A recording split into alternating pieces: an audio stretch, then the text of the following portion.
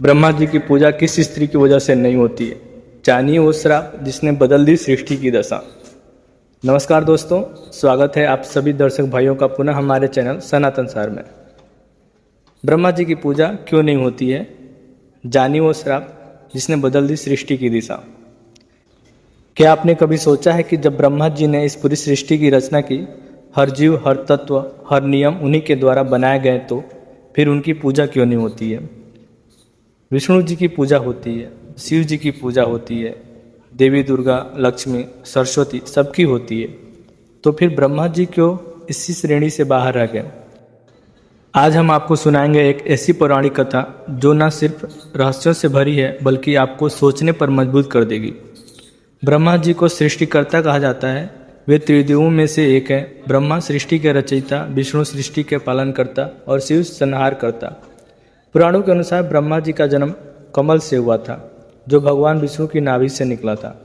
कमल का पुष्प जब खिला तो उसमें प्रकट हुए 4 मुखों वाले 4 वेदों के ज्ञाता ब्रह्मा। उन्होंने सबसे पहले इस ब्रह्मांड की रचना की। देवता, दानव, मानव, वनस्पति, पशु, पक्षी, नदियाँ, आम, पर्वत, हर चीज़ ब्रह्मा जी की कल्पना और तपस्या का परिणाम है।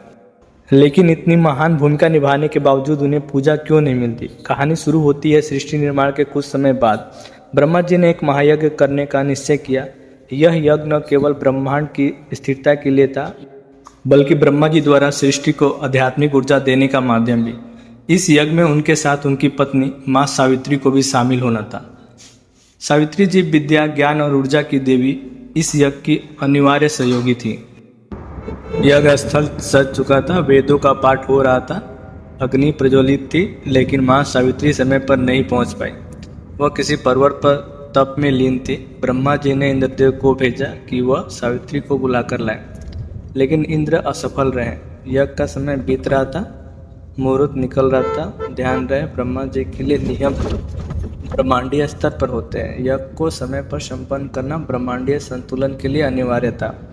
ऐसे में ब्रह्मा जी ने एक अन्य स्त्री को सावित्री के स्थान पर यज्ञ में बैठा दिया। वह स्त्री कौन थी? कई कथाओं में उसे गायत्री देवी बताया गया है। गायत्री जिनका स्वरूप भी दिव्य था और जो ब्रह्मा जी की शक्ति मानी जाती है। यज्ञ पूरा हो गया, लेकिन ठीक उसी समय माँ सावित्री वहां पहुंची, और जब उन्होंने देखा कि उनके स्थान पर कोई और स्त्री यज्ञ में बैठी है, उनका क्रोध 7वें आसमान पर पहुंच गया। सावित्री का क्रोध केवल व्यक्तिगत नहीं था, वह एक देवी थी और उनके वचनों में ब्रह्मांड को बदलने की शक्ति थी। उन्होंने वहां उपस्थित चारों को अलग अलग श्राप दिए। पहला श्राप भगवान विष्णु को, तुम सब जानते थे लेकिन तुमने इसे रोका नहीं, इसलिए तुम्हें धरती पर अवतार लेकर 14 वर्षों का वनवास भोगना पड़ेगा। यह श्राप रामायण में राम के वनवास के रूप में साकार हुआ। दूसरा श्राप गौ माता को, तुम्हारा दूध इस यज्ञ में प्रयुक्त हुआ, लेकिन तुमने इसका विरोध नहीं किया, इसलिए तुम्हारी पूजा तो होगी, पर तुम कूड़े कचरे में विचरण करोगे। आज भी हम देखते हैं गौ माता को पूजते हैं, लेकिन वे सड़कों पर भटकती मिलती हैं। तीसरा श्राप इंद्रदेव को, तुम्हें लाना भेजा गया लेकिन तुम असफल रहे। अब चाहे बारिश हो या न हो, लोग तुम्हें कोसेंगे, और वाकई जब भी बारिश कम हो या बाढ़ आए, लोग इंद्र को दोष देते हैं। चौथा श्राप ब्रह्मा जी को, आपने मेरे बिना यज्ञ कर लिया, अब इस सृष्टि में कोई आपकी पूजा नहीं करेगा। इस श्राप के बाद ब्रह्मा जी की पूजा लगभग समाप्त हो गई। आज पूरी दुनिया में ब्रह्मा जी के नाम पर गिने चुने मंदिर हैं। भारत में प्रमुख से केवल एक प्रसिद्ध मंदिर पुष्कर राजस्थान में स्थित है। क्या आपने कभी गौर किया, नवरात्रि में दुर्गा जी की, शिवरात्रि में भोलेनाथ की और एकादशी में विष्णु जी की पूजा होती है, लेकिन कोई ब्रह्मा जयंती नहीं मनाता। कुछ विद्वानों का यह भी मानना है कि यह कथा प्रतीकात्मक है। ब्रह्मा जी का कार्य सृष्टि की शुरुआत करना है। जब कार्य पूर्ण हो जाता है तो उसकी पूजा की परंपरा धीरे धीरे समाप्त हो जाती है। यही कारण है कि हम जन्म लेने वाले डॉक्टर की पूजा नहीं करते, बल्कि जीवन भर हमारा पालन करने वाले माता पिता या भगवान की पूजा करते हैं। ब्रह्मा जी ने आरंभ किया, विष्णु जी ने पालन किया, और शिव जी करते हैं संहार, ताकि नए आरंभ की संभावनाएं बने।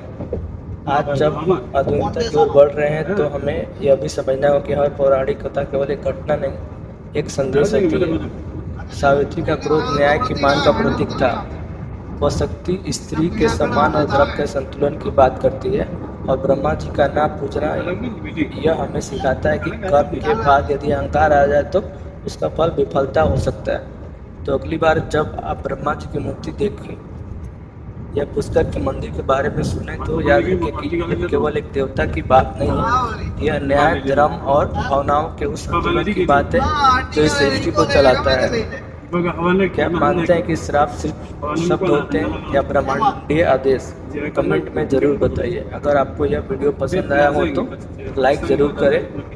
ऐसी और पौराणिक कथाओं के लिए सब्सक्राइब करें और अपने दोस्तों के साथ शेयर करना ना भूलें। धन्यवाद। जय श्री हरि।